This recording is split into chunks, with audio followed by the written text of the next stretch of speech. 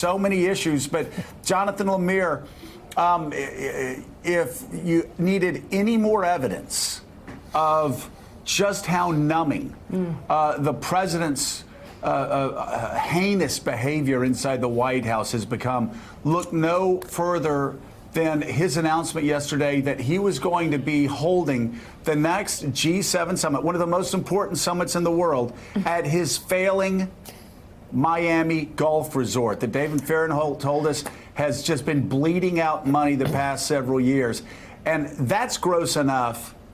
What's even more sickening is that you actually have Republican politicians like Marco Rubio applauding an action that falls four square into the emoluments clause and what that clause was drafted for by our founders. You'd be hard-pressed to find a clearer example of the emoluments clause than this issue right here. It's been rumored for a while that the president wanted to host the G7 next summer at his golf course just outside of Miami. Let's note that June in Miami, not only is it often swelteringly hot, but it's the beginning of hurricane season. It is when occupancy rate at that golf course is only about 38% in the last couple of years. So that's obviously not great, and this will be a boon for business. A lot of Trump properties, with the exception of his hotel in Washington, have really suffered since he took office, and this was seen as a way to as a shot in the arm, and the president will profit off of this. So yesterday, with the president heading to Texas for a rally and the vice president and secretary of state overseas in Turkey, they dispatched Chief of Staff Mulvaney to make this announcement. This is something they felt like the president couldn't do himself, and it was Mulvaney taking the podium to say this, suggesting that it was the single best venue in the country in order to have this event. It was, as you said, applauded by members of the Republican Party, most notably Senator Rubio, who represents Florida. And it's while he was out there, but he was peppered with questions and ended up sort of shattering the White House's defense on the impeachment inquiry by suggesting that, yes, indeed, that there was a quid pro quo between the Ukraine and the United States to investigate Joe Biden. He suggested that it was to the DNC server, a debunked conspiracy theory, that was the reason behind it, not about Biden in terms of withholding military aid. But, Joe, this is something where, Mulvaney went out there and not only did he make official this sort of unbelievable conflict of interest with the G7, but he really imperiled what this White House is trying to do in terms of their defense against the Democrats' impeachment probe. And, Richard Haass, we also had yesterday, and we haven't even talked about the Brexit deal, EU and Britain coming to a Brexit deal, but also something that I think, for at least for American audiences, even more shocking is Admiral McRaven, a four-star admiral, a man who basically led the charge that killed Osama bin Laden, brought Osama bin Laden to justice, writes an op-ed for the New York Times that says, in effect, our republic is under attack from the president and he must be replaced. What Admiral McRaven said in public in an op-ed is what a lot of people are saying in private. The difference is that Admiral McRaven decided to say it. And so many other people who should be speaking out have effectively become enablers. You don't have to be someone who actively supports the president to be an enabler. Passivity, acts of omission are just as consequential at this moment. And this is one of those moments I think we're all going to look back upon in history and basically say, where were you at that time? And what Bill McRaven, as he always does, is a stand-up person. He's a man of enormous integrity. Full disclosure, he's a friend, and he's also on the board of the organization I head. And he said, again, what so many people say in private that I hear all the time. And I want to come back to something the Admiral said here, the other Admiral, about the character. And what we're seeing is character and private behavior, and the relationship between character and private behavior and character in policy.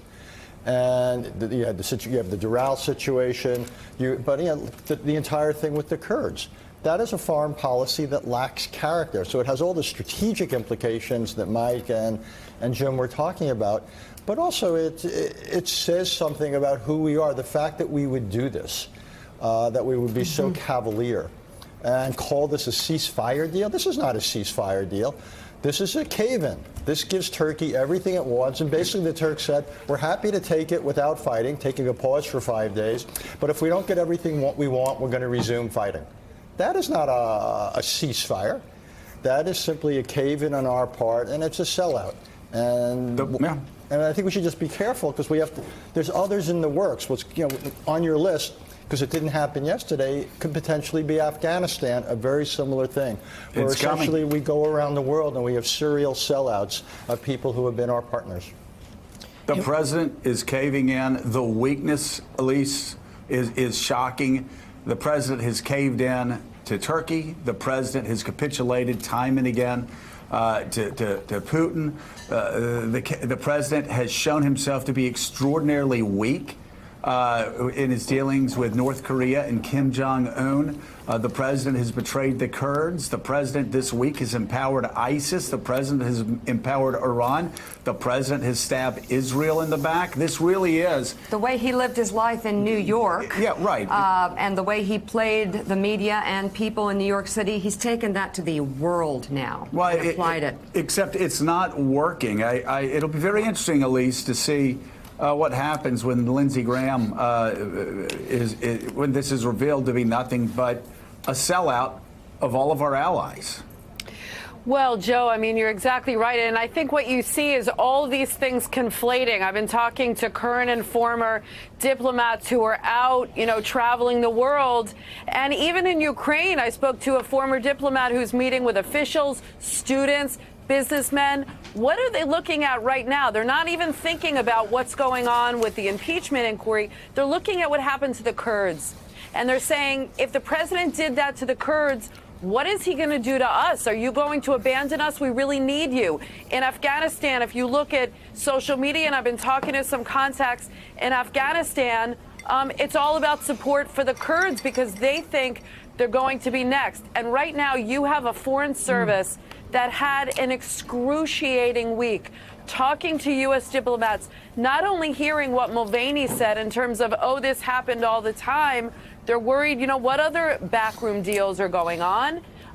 They look at the foreign policy being contracted out to Giuliani, even Gordon Sondland, who really had no business being in Ukraine. And now you have diplomats, U.S. diplomats, who are forced to disobey their leadership, Secretary Pompeo, who is saying, don't testify. They're coming at great peril. One diplomat said to me, career employees are disciplined and loyal and in general would never want to be put in this position of having to disobey the leadership. But this is an extraordinary time and lines were crossed that leave them with few options. And now people are starting to raise money for these State Department officials who, are non-political, but are not going to fall on their sword for this president. If subpoenaed, they're going to testify. We could see more. Right. And Steve Ratner, yesterday also, we have to talk about how it moved us towards the end of a week, an extraordinary week, a dizzying week on the Ukrainian affair. Rick Perry announcing that he's going to quit, that he's going to get out of the White House.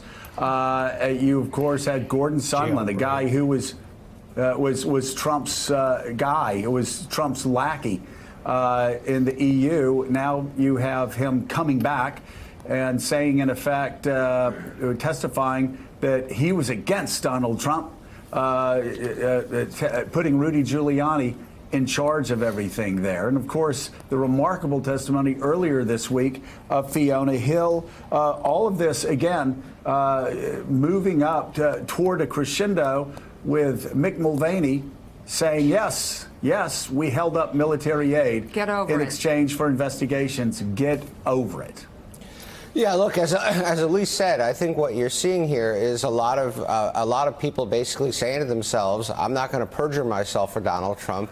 I'm not going to throw myself on my sword for Donald Trump. I'm just going to simply go in there and tell the truth and see how that works out. I think Mulvaney was interesting because, of course, he said what he said yesterday, and then he put out a statement late last night, in effect denying what he said. But if we're asking the question of what did we think was most striking, I think we've covered most of the issues, but I just want to throw one more thing in, which was Trump's rally last night in Dallas, which I heard parts of, in which he said some of the most incredible things. And I just wanted to say one thing he said about the Kurds. He said, I want to thank the Kurds because they really because they were incredibly happy with this solution. This is a solution that really, well, it saved their lives, frankly. It saved their lives. So we've done a great thing for our partner. The Kurds were great. It's a great day for the Kurds. I don't think anybody thinks it's a great day for the Kurds. I think we have left the Kurds to try to wander the desert and survive somehow with absolutely no support for us. And the rest of what Trump said last night was in very much the same vein, and how he can do one thing and then go out and completely pretend it's something else is really reached, I think, some new lows. Well, I'll tell you what, it's the responsibility of the people that show up at those rallies to not be stupid. To not be so stupid that they should be kept away from blenders. All they have to do is spend 3 seconds actually watching the news. All they have to do is spend 3 seconds on Google. All they have to do is spend 3 seconds talking to somebody that is not completely brainwashed, to see that this is a horrible deal for the Kurds. The Kurds are going to be wiped out. And Donald Trump said it was a great deal for Turkey because now Turkey doesn't have to kill millions of people. I mean, again, it is so absolutely flummoxing what the president said this week. And there is the responsibility, sure, it's with the president, but at this point, it's with the people cheering and waving things. Trump flags in the audience. They have a responsibility to not be dumb. And they have a responsibility to be informed. They have a responsibility not to be ignorant. And all I'm asking is that they just spend 2 or 3 minutes actually looking at the news and educating themselves. Because if you were at that rally last night, just about everything the president told you about the Kurds, about Turkey, about the Middle East was a lie. And we're all going to pay for it. You're going to pay for it. We're going to pay for it. Our children are going to pay for it. Our country's going to pay for it with the rise of ISIS. This is coming again. The Pentagon warned the president a month ago that ISIS was going to rise again if we didn't hold a tough line. The president has quivered and collapsed again.